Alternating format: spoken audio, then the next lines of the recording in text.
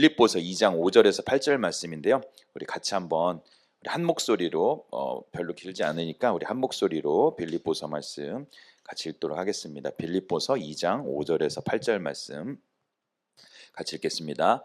너희 안에 이 마음을 품으라. 곧 그리스도 예수의 마음이니 그는 근본 하나님의 본체시나 하나님과 동등됨을 취할 것으로 여기지 아니하시고 오히려 자기를 비워 종의 형체를 가지사 사람들과 같이 되셨고 사람의 모양으로 나타나사 자기를 낮추시고 죽기까지 복종하셨으니 곧 십자가에 죽으심이라. 아멘.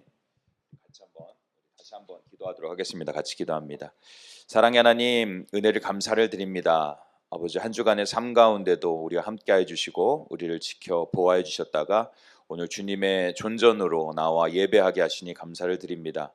주님께서 늘 우리를 눈동자와 같이 지켜주신 은혜, 우리에게 공급하신 모든 은혜를 감사하여 미약하지만 우리의 정성을, 우리의 마음을, 하지만 우리가 일상 속에서 흘렸던 피와 땀방울을 주님께 올려드립니다. 미약하지만 주님의 나라를 위하여, 하나님의 영광을 위하여 귀하게 사용하여 주시고 드린 손길들마다 아버지의 풍성한 은혜로 채워주시기를 간절히 원합니다. 주님, 이 시간 말씀 듣길 원합니다. 주님, 우리에게 말씀하여 주시고 생명의 양식, 우리의 영혼이 살아나는 귀한 생명의 말씀, 사명자로 불타오르는 말씀, 회복의 말씀 허락하여 주시옵소서. 듣는 이나 전하는 이나 한 가지로 은혜 받는 복된 시간 되게 하여 주시기를 간절히 원하오며 예수 그리스도의 이름으로 기도드립니다. 아멘. 네, 우리 사순절 시리즈로 우리가 말씀을 좀 전하고 있는데요. 그래서 우리가 사순절 동안 특별히 빌립보서 통해서 예수 그리스도에 대해서 묵상하고 예수 그리스도의 마음을 닮아가자라는 우리 시리즈로 말씀 전하고 있는데요. 그리스도의 마음을 품으라. 오늘은 예수 그리스도의 마음을 품으라라는 제목으로 말씀을 나누기 원합니다. 이 현대를 살아가는 우리들에게는 많은 풍요로움이 있습니다. 우리가 너무나 시대도 많이 발전했고 모든 것들이 너무나 좋고 편안한 시대에 살고 있죠. 그런데 아이러니한 것은 우리 그리스도인들의 뿐만 아니라 사람들의 병이, 마음의 병이 있다라는 겁니다. 병이 점점점 많아지고 있다라는 것이죠. 미국의 한 조사에 의하면은 성인 5명 중에 1명이 그 마음의 어떤 병, 우울증이라든지 걱정이라든지 불안이라든지 이런 것들로 잠을 이루지 못하고 어려움을 겪는다고 하는데, 이런 것들이 이제 좀 발생하는 많은 이유가 특별히 이제 미디어가 많이 발전했잖아요, 그죠? SNS 이런 것들을 뭐 2시간, 3시간씩 사용하고 이런데, 특별히 3시간 사용하면 이 우울증이라든지 마음의 병이 생길 확률이 상당히 많다고요. 그래서 여러분들 SNS 미디어 하는 거를 좀 줄이시기 바랍니다. 알겠죠? 양심에 찔리죠. 그래서 우리가 이렇게 편리하고 풍요로운 시대에 살고 있지만 우리가 그렇게 풍요롭고 모든 게 너무나 발전하고 빨리빨리 하다 보니까 어떻게 해요? 우리가 또 살아남기 위해서 비교하게 되고 또 경쟁하게 되고 또 이러다 보니까 고립감도 느끼고 우울감에 빠지는 것이죠.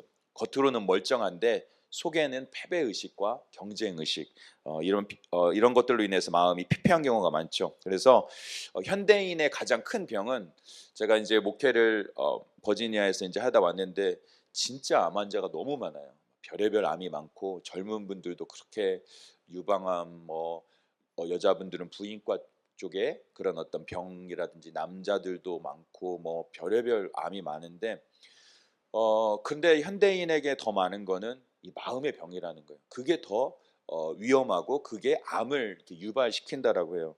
그래서 여러분도 제가 암 안 걸리게 스트레스 주면 안 돼요.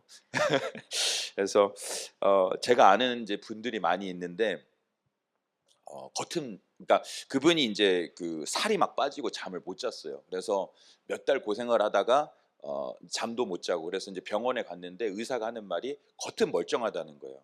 그러니까 문제가 뭐냐면 마음의 병이라는 거예요. 그러니까 이게 신경 쪽이면서도 마음의 병인데, 마음이 쉬지를 못하니까 우리가 하루에도 뭐 거의 뭐 12시간, 16시간 뭔가를 생각하고 끊임없이 만들어내야 생산해내야 되고 그런 사회 가운데 있잖아요. 막 SNS도 하면서 해야 되고 그런 것 같다. 근데 마음이 강박관념이 생기고 쉬지를 못하는 거예요. 우리 스스로가 그런 거에 너무나 많이 노출되어 있는 것이죠.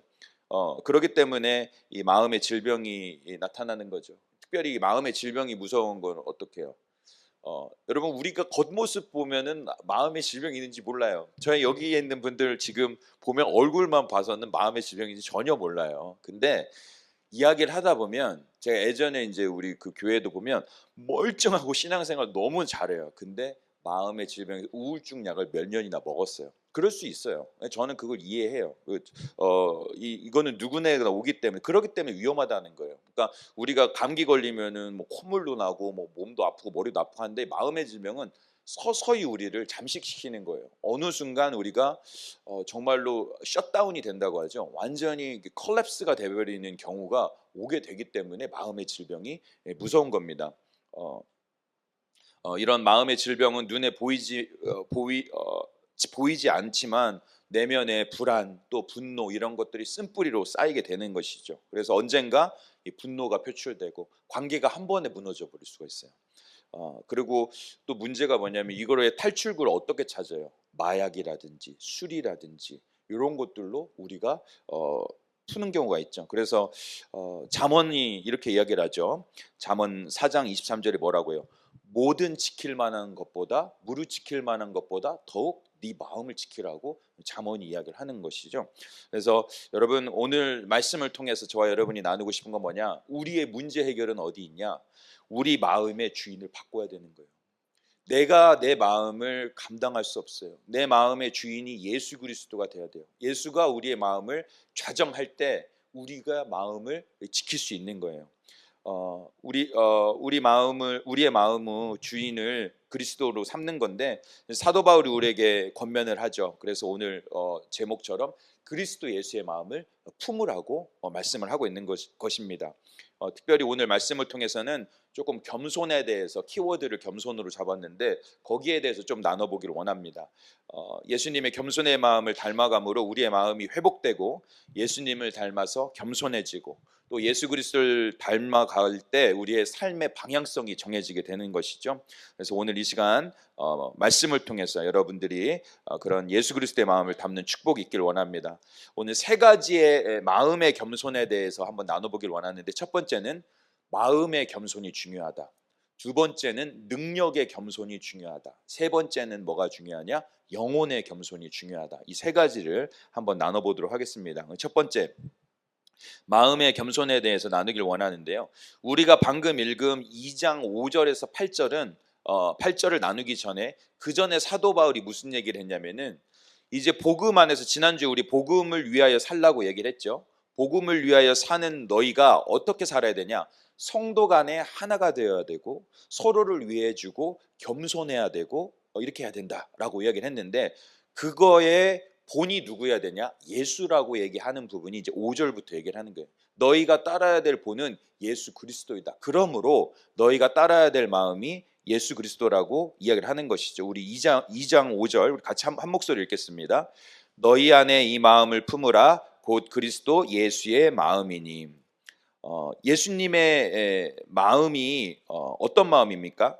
예수님 스스로 뭐라고 했냐면은 예수님의 마음을 마태복음 11장 29절에서 뭐라고 하냐면은 나는 마음이 온유하고 겸손하니 여기는 안 나올 거예요. 제가 읽어드릴게요. 나는 마음이 온유하고 겸손하니 나의 멍에를 메고 내게 배우라. 그리하면 너희 마음이 쉼을 얻으리라. 이 성도가 가져야 될 마음이 예수의 마음이에요. 온유하고 겸손한 마음이죠. 근데 우리가 이 본문을 조금 더 파헤쳐 보면 이 예수 그리스도의 마음에서 이 헬라어를 보면은 N이라는 그 전치사를 썼어요. 우리가 영어로도 여러분 보면 in Christ라고 써 있죠. 무슨 말이냐면은 이거의 중요한 포인트는 예수 안에만 내재되어 있는 마음을 얘기해요. 그러니까 사실은 우리는 처음 예수 그리스도가 하나님이 우리를 지으셨을 때 그 마음이 있었어요. 근데 우리는 죄로 인해서 이걸 잊어버렸어요. 근데 예수님은 이것을 본질적으로 존재적으로 이미 가지고 있는 거예요. 우리가 가져야 될 것은 이 예수님의 마음이라는 거예요. 우리가 세상에서의 정신수련 이런 걸로 가질 수 있는 게 아니라 예수 그리스도가 우리에게 주시는 내재된 그 성품을 품을 때에 우리가 그 마음을 가질 수 있다라는 거예요. 그래서 바울이 이 마음을 품으라고 이야기를 합니다. 여기서 이 품으라는 말에 너희가 이 마음을 품으라고 하죠. 여기 영어로는 그냥 have라고 표현했지만 이 프로네오라는 말도 뭐라고 하면 이것을 전념하라고 해요. 내가 그냥 저절로 되겠지 겸손이 되는 게 아니라 겸손은 애써야 되는 거예요. 전념해야 되는 거예요. 너희가 애쓰라고 이야기해요. 그러니까 우리가 가만히만 있으면은 교만은 쉽게 돼요. 그죠? 여러분, 교만은 그냥 노력 안 해도 돼요. 여러분, 우리는 교만은 쉽게 돼요. 근데 겸손은 노력해야 돼요. 전념해야 되는 거예요. 그래야 우리가 예수 그리스도의 마음을 갖게 되는 겁니다. 그래서 바울이 이야기를 하는 것이죠. 너희가 이 마음을 가져라. 이 마음을 가질 때 너희의 마음이 회복을 얻고 평안을 얻는다. 그래서 그 평안한 마음을 가질 때 너희가 성도들 간의 교제도 좋아지고 가족들 간의 교제도 좋아지고 너가 만나는 사람들과 좋아진다. 이 예수님의 마음을 품으라는 것이죠. 특별히 여기에서 예수님의 마음의 겸손에 대해서 조금 알아보기를 원하는데 우리 6절 말씀 예수님께서 어떤 마음으로 사셨는지 그 마음의 겸손은 뭔지를 한번 2장 6절로 같이 한번 읽겠습니다. 같이 한번 읽습니다. 시작. 근본 하나님의 본체시나 하나님과 동등됨을 취할 것으로 여기지 아니하시고. 네, 여기에서 근본이라고 쓰인 제가 이제 오늘은 조금 그 월드를 조금 이제 좀 풀어서 얘기를 할게요. 그래야 이게 그 겸손에 대한 데피니션과 컨셉을 조금 이해하기가 좋아요. 여기에서 근본이라고 쓰인 그 휘파르콘이라는 헬라어는 이 휘파르코의 분사형인데 존재하다라는 얘기예요. 무엇에 있다라는 이야기예요. 이게 무슨 말이냐면은 예수 그리스도는 하나님 본체 안에 있다라는 거예요. 다시 말하면 equality. 예수 그리스도의 동등성을 이야기해요. 그 동등성을 가진 분이 자기를 비웠죠. 그 스스로를 엠티 시키셨어요. 그러므로 말미암아서 우리와 같이 된 것, 동등됨을 취할 것을 여기지 않았다. 자신을 부인하고 비우심으로 말미암아 겸손의 자리에 단 것. 다시 말하면 아까도 얘기했지만 교만은 저절로 있어도 되지만 겸손은 비워야 돼요. 겸손은 부인해야 돼요. 예수님은 본질상 휘파르콘 존재하신 하나님과 태초부터 지금도 영원까지 함께 하실 분이시지만 본인 스스로를 비우심으로 말미암아 동등됨을 취할 것을 여기지를 아니하셨어요. 이게 예수님의 마음인 거예요. 나는 하나님과 같지 아니하고 하나님의 사명을 위해 내가 인간의 몸을 입겠다라고 겸손의 마음을 작정하고 입으신 것이죠. 근데 여기에서 이 휘파르콘이라는 단어가 또 뭘로 쓰였냐면은 분사로 쓰였어요. 그건 뭐냐? 분사형은 이제도 있었고 현재도 분사형 ing가 되고 있고 앞으로도 ing형이 된다. 예수 그리스도는 존재했고 앞으로 지금도 존재하시고 앞으로도 존재할 하나님과 본질상 영광상 지위상 같은 분인데 그것을 버리고 우리를 구원하게 오신 겸손의 왕, 그 마음을 가지고 왔다라는 거예요. 여러분 여기에서 또 보면은 이 본체라는 단어는 뭐냐면은 헬라어로 모르페라는 단어예요. 형태적으로, 외적으로, 모습적으로, 형상적으로 하나님과 본질상 같다라는 걸 얘기해요. 예수님은 본질상 같은 분인데 인간의 몸을 입고 이 땅에 오셔서 겸손의 자세를 취하신 것이죠. 그래서 우리가 예수님의 겸손이 얼마나 위대한 겸손인 걸 알 수 있는 결이 다른 겸손이에요. 우리랑은 결이 다른 겸손. 우리를 비하하는 게 아니라 본질상 그런 하나님인 분이 겸손해졌어요. 이것을 우리가 따르라고 바울이 이야기를 하는 것이죠. 그래서 이 단어를 조금은 이제 비교할 필요가 있는데요. 뭐랑 비교해야 되냐면은 이 모르페라고 방금 쓰인 예수 그리스도의 본체는 모르페라고 써서 예수 그리스도의 본체를 얘기해. 하나님과 같은 본체를 얘기하는데 우리가 여러분 창세기에서 보면은 우리 인간의 형상은 무슨 단어로 쓰냐면은 히브리어에서 구약에서는 첼렘이라는 단어를 써요. 그 단어는 70인역으로 번역될 때 에이콘이라는 단어를 써요. 그거는 그냥 형상이에요. 인간은 하나님의 본체가 아니라 인간은 형상이에요. 그러니까 하나님과 우리가 결이 다른 걸 알 수 있죠. 예수 그리스도의 겸손이 얼마나 위대한 겸손인가를 알 수 있죠. 여러분 우리가 이 예수 그리스도와 같은 겸손을 그러기 때문에 배워야 됩니다. 예수님은 하나님과 본체이면서도 겸손을 이루셨죠. 하지만 우리는 하나님의 형상을 가지고도 하나님을 대적하기도 하고 교만하기도 하지 않습니까? 그런 우리가 이제는 예수님을 믿는 하나님의 자녀로서 예수님과 같이 겸손해져야 된다는 것이죠. 그래서 7절은 이렇게 이야기를 합니다. 우리 같이 한번 읽겠습니다. 오히려 자기를 비워 종의 형체를 가지사 사람같이 되셨고. 여러분, 예수님이 겸손을 택하신 것처럼, 자신을 비우신 것처럼 우리도 겸손을 택하기를 원합니다. 예수님이 겸손을 택하고 자기를 비웠기 때문에 하나님의 본질과 성질과 지위와 영광이 없어진 건 아니에요.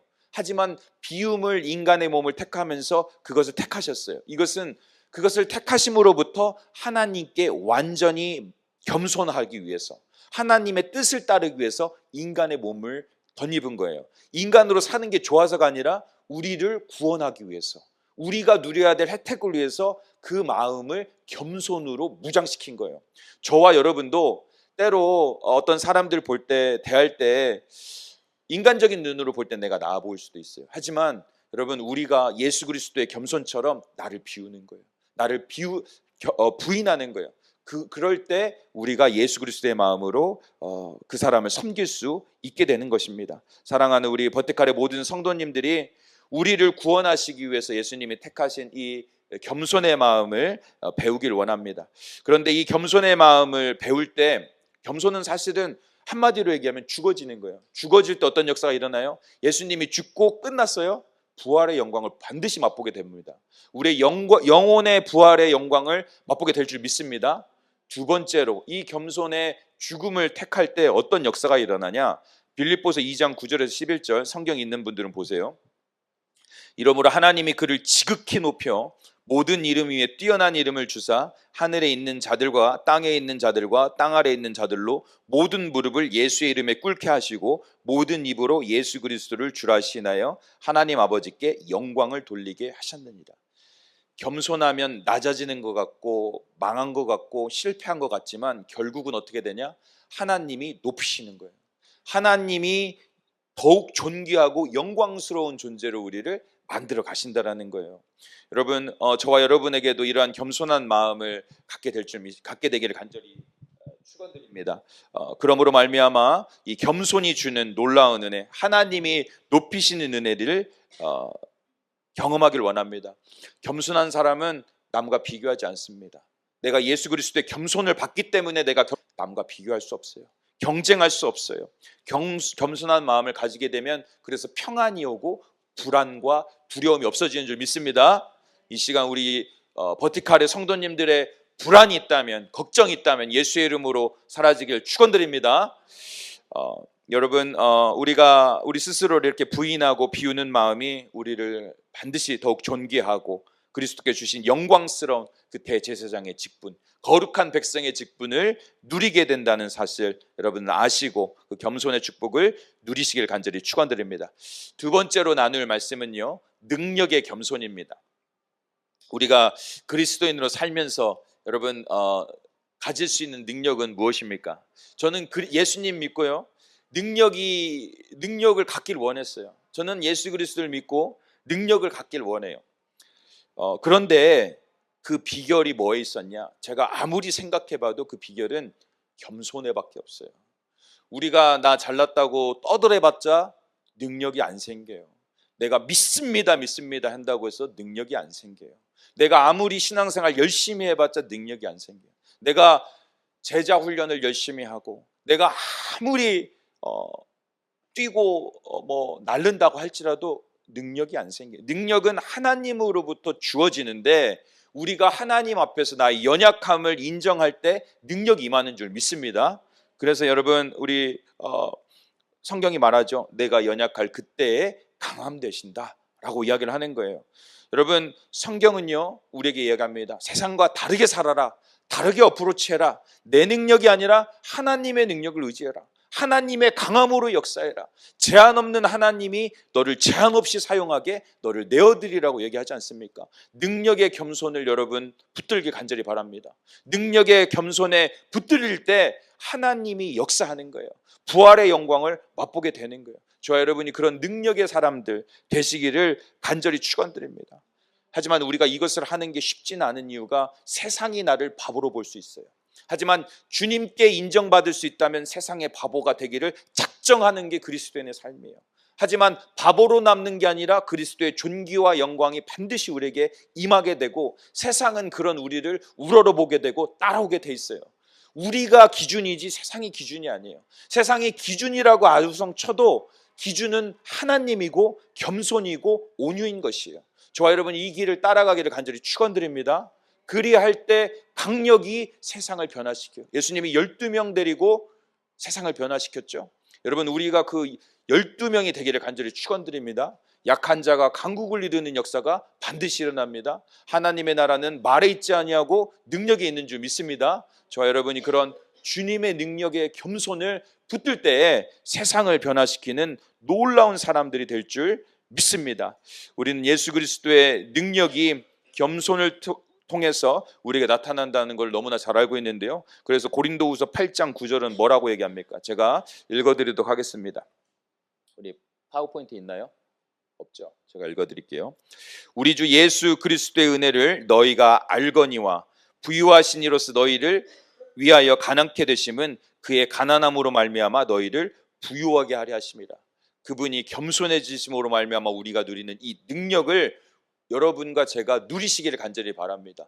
동일한 것에서 우리도 예수 그리스도 안에서 겸손해지고 가난해지면 우리를 통하여 세상이 부유함을 누리게 될 줄 믿습니다. 아멘. 그래서 우리 예수 그리스도의 겸손이 우리를 영적으로, 육적으로, 물질적으로 풍요함을 주신 것처럼 예수님의 겸손하심을 보시길 바랍니다. 먼저 그의 나라와 그의 의를 구할 때 하나님이 모든 것은 더해 주시는 줄 믿습니다. 그분의 능력을 의지하는 우리 버티칼의 성도님들 제가 될 때 하나님의 전능하신 능력을 경험하는 역사가 일어날 줄 믿습니다. 우리 마지막으로 영혼의 겸손. 우리가 겸손해야 될 이유의 가장 중요한 것 중에 하나가 바로 이 영혼의 겸손인데요. 여러분 예수 그리스도께서 십자가상에서 이렇게 부르짖었습니다. 누가복음 23장 46절 제가 읽어드릴게요. 예수께서 큰 소리로 불러 이르시되 아버지 내 영혼을 아버지 손에 부탁하나이다 하고 이 말씀을 하신 후 숨지시니라. 예수님도 자신의 영혼을 하나님께 의탁을 했어요. 육신의 몸을 덧입을 때 하나님께 자신의 영혼을 전적으로 의탁하는 겸손함이 있어요. 영혼의 겸손이 있어야 됩니다. 우리가 예수 그리스도가 아니면 구원받을 수 없다는 확신 가운데 있다면 여러분 우리는 영혼이 겸손해야 돼요. 제가 아무리 목회자가 되고 신학 공부를 했어도 여러분이 아무리 신앙생활을 오래 했어도 여러분이 여러분을 구원할 수 있습니까? 제가 생각하는데 안 돼요. 오늘 은혜 받고 한번 제대로 살아봐야지 하면 내일 또 갑자기 그게 안 되잖아요. 그렇죠? 돼요 안 돼요? 안 되죠. 안 돼요. 쉽지 않아요. 그래서 은혜로군 은혜 아니면 살 수가 없다는 찬양이 더 은혜로운 거예요. 은혜 아니면 나는 안 되는구나가 복음의 시작이고 구원의 시작이에요. 여러분 그래서 우리의 영혼은 주 앞에서 겸손할 수밖에 없어요. 주님 은혜로 시작해서 은혜로 끝나는군요. 내가 할 수 있는 게 아니라 주님이 하는 것이군요. 우리가 그 믿음 가운데 나아가게 되는 것이고 주님의 역사가 일어나게 되는 것입니다. 여러분 우리가 이렇게 우리의 영혼을 맡길 수 있는 이유가 은혜 아니면 안 된다라는 거기 때문입니다. 우리가 책임질 수 없는 이 영혼을 주님께 내어 맡길 때 우리가 구원함을 얻을 수 있기 때문입니다. 사랑하는 우리 성도님들과 제가 이 영혼의 겸손함을 유지할 때 우리 삶에 어떤 역사가 일어나냐? 우리 영혼이 춤추게 돼요. 바닥이고 끝난 줄 알았는데 거기가 시작인 거예요. 은혜가 시작인 거예요. 은혜로 시작하는 거구나. 은혜로 마치는 거구나. 그럴 때 영혼이 살아나게 돼 있어요. 주님만 있으면 되는군요. 나는 처음부터 주님 없이는 안 되는군요. 찬양이 나오는 거죠. 예배의 감격이 나오는 것이죠. 여러분 사랑하는 우리 성도님들과 제가 이 시간 영혼의 겸손을 유지할 때 다시 감사가 터져 나와요. 내가 너에게 아브라함에게 약속한 것처럼 내가 너에게 복 주고 복 준다. 하나님이 약속하셨고 우리의 삶을 은혜로 채워주실 하나님을 보게 될 때 결국은 감사가 터져 나오게 되는 것이죠. 구원의 감격이 다시 살아나게 되는 것이죠. 그리고 부흥의 역사가 일어나게 되는 것입니다. 여러분, 우리의 영혼은 예수 그리스도 안에만 있을 때 안전할 줄 믿습니다. 우리 예수님을 내 마음의 주인으로 삼으시기를 바랍니다. 여러분 중에서 읽어보신 분들도 있을 텐데, 로버트 멍어의 내 마음 그리스도의 집이라는 책이 있습니다. 많이들 제자 훈련할 때 읽는 책인데, 이 책에 보면은 이제 그 저자가 예수님을 자기 집으로 초대하는, 이 집을 마음으로 표현을 하는 것이죠. 집으로 초대하면서 겪는 에피소드들, 그 마음의 상태에 대해서 이야기를 하는데, 예수님을 마음으로 이제 초대해서 서재도 보여주고, 서재는 거기에서 뭘 이야기하냐면은 우리의 생각, 우리가 그걸 통해서 우리가 하루를 살면서, 우리가 이 땅을 살면서 어떤 생각으로 살아가고 있나, 우리의 생각의 서재에는 뭐가 있나를 본인이 이게 보여주는 거예요. 여러분 한번 곰곰이 생각해 보세요. 여러분의 생각의 서재에는 뭐가 있어요? 남자친구, 여자친구만 있어요? 어떻게?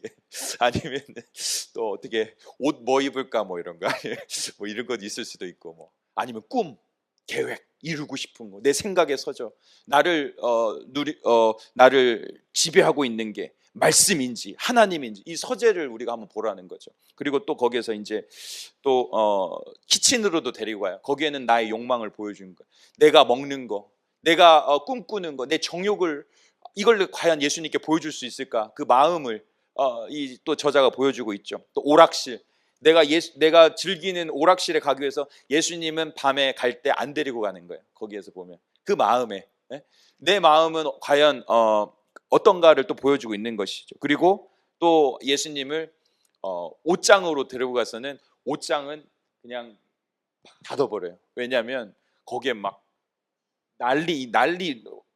난장판이 돼 있으니까, 속옷도 있고 정리가 안 돼 있으니까. 여러분의 마음속에, 그건 죄를 얘기해요. 우리의 생각이, 여러분의 마음은 어때요?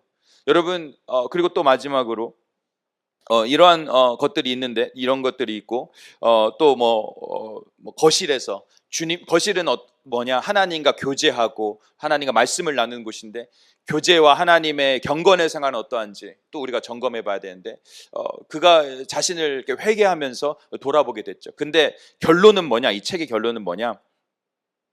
예수님을 집안으로 들일 때 내가 손님으로 집안을 들여드리냐, 예수님을 주인으로 들여드리냐, 예수님께 키를 맡기느냐 안 맡기느냐.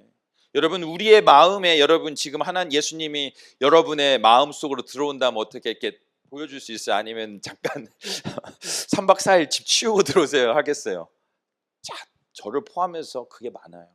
우리가 생각하는 거, 말하는 거, 행동하는 거, 일상에서 하나님을 우리의 마음속으로 과연 초대할 수 있냐는 거예요. 바울이 오늘 얘기해요. 너희가 이 마음을 품으라. 그리스도 예수의 마음이에요.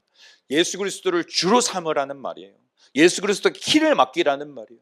예수 그리스도의 겸손을 배우라는 말이에요. 저 여러분이 오늘 하루를 살면서, 한 주간을 살면서 내 마음을 한번 돌아보고, 내 서재에는 뭐가 있고, 내가 거실에서 만난 예수님과의 어떤 교제가 일어나고, 내가 오락실에 부른 하나님과의 어떤 즐거움이 있고, 내가 입은 나의 옷장까지도 내려놓을 수 있는 그런 사람이 되어 있나? 우리의 마음을 돌아보고 교만해진 마음은 겸손한 마음으로 돌아갈 수 있기를 간절히 축원드립니다. 결론 맺겠습니다. 여러분, 첫사람 아담은요, 하나님의 본체를 가지지 않은 피조물이면서도 하나님과 동등되려는 죄를 지었어요. 그지만 하나님과 본체를 가지신 예수 그리스도 둘째 아담은 그 동등됨을 취하고 하나님의 뜻을 이루기 위해서, 인류를 사랑하기 위해서 자신을 내어놨어요. 여러분, 둘째 아담의 본을 따르시길 간절히 바랍니다. 우리는 너무나 본성이 첫째 아담과 같이 하나님과 같아지려는 마음이 있어요. 하지만 예수 그리스도가 보여주신 그 겸손의 길만이 구원의 길이요, 참 회복의 길이요, 치유의 길인 줄 믿습니다. 그 길을 걸어갈 때 우리의 삶의 방향성이 변하게 될 줄 믿습니다. 삶의 마음의 병이 회복될 줄 믿습니다. 치유의 역사 일어날 줄 믿습니다. 부흥의 역사가 일어날 줄 믿습니다. 오늘도 우리 사랑하시는 버티컬의 우리 성도님들, 예수 그리스도의 겸손을 나르시기를 축원드립니다. 그분을 닮기를 원합니다. 우리의 능력이 겸손한 중에 임한다는 것을 믿고, 여러분 정말로 세상 가운데 이 맨하탄이 화려하고 정말로 너무나도 가진 게 많은 것들, 화려한 것들 많고 강력한 것들이 많지만 나는 예수의 겸손으로 싸울 것이고 예수의 마음으로 싸울 것이고 금과 은은 내게 없거니와 만군의 여호와의 이름으로 나간다는 여러분 선포 가운데 나아갈 수 있는 저와 여러분 되시기를 간절히 축원드립니다. 그래서 베드로전서 5장 6절은 뭐라고 해요? 우리 같이 한번 읽겠습니다. 같이 함께 읽겠습니다. 시작. 그러므로 하나님의 능하신 손 안에서 겸손하라. 때가 되면 너희를 높이시리라. 아멘. 우리 이 시간 결단의 찬송하고 제가 마무리기도 하겠는데요. 우리 한번 이 결단의 찬송 예수 닮기를 우리 한번 찬양하고 말씀을 한번 생각하면서 찬양을 부르면 좋을 것 같아요. 오늘 이 시간에 주님, 내 마음이 주님으로 충만하길 원하고 내 마음이 예수 그리스도를 주인으로 삼길 원하고